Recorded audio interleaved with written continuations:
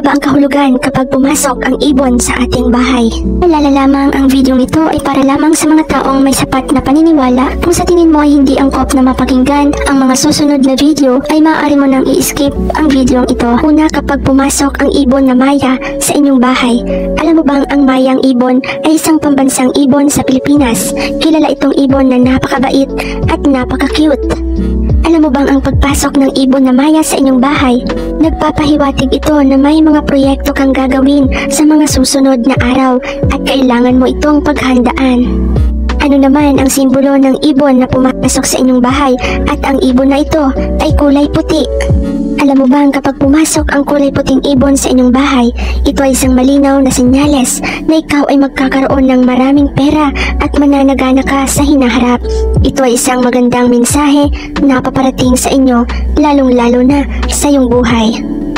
Dahil ang ibon na puti, ito ay nagsisimbolo ng isang malaking pagbabagong magaganap sa iyong buhay. Kaya't magalak ka kung ikaw ay nakakita ng ibon na kulay puti at ito ay dinalaw ka sa inyong bahay dahil ikaw ay may positibong enerhiya.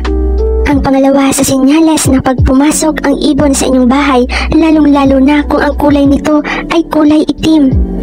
Alam mo bang hindi ito magandang senyales ang pagpasok ng kulay itim na ibon sa inyong bahay? Ito ay nagbabadya ng matinding karamdaman o pagsubok sa hinaharap. Maaaring isa o sa miyembro ng iyong pamilya ay makakaranas ng sakit o karamdaman. Huwag kang mag-alala o matakot dahil ito ay isang pahiwatig lamang na kailangan mong maghanda sa paparating na pagsubok na ito. At ang ibon naman na pumasok sa inyong bahay at nag-iwan ito ng isang balahibo o pakpak. Alam mo bang isang tanda ito ng swerte?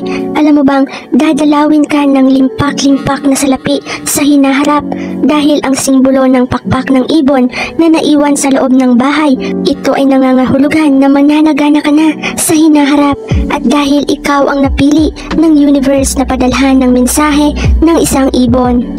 At ang panghuli, kapag binisita ka ng nanghihinang ibon, naranasan mo na ba ito na binisita ka ng isang parang may sakit na ibon at nagtataka ka kung bakit ito nakapasok sa inyong bahay?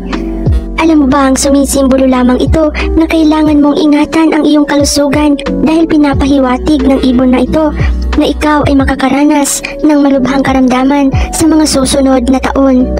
Huwag kang mag-alala, ito ay isang paalala lamang ng isang ibon na kailangan mong paghandaan ito.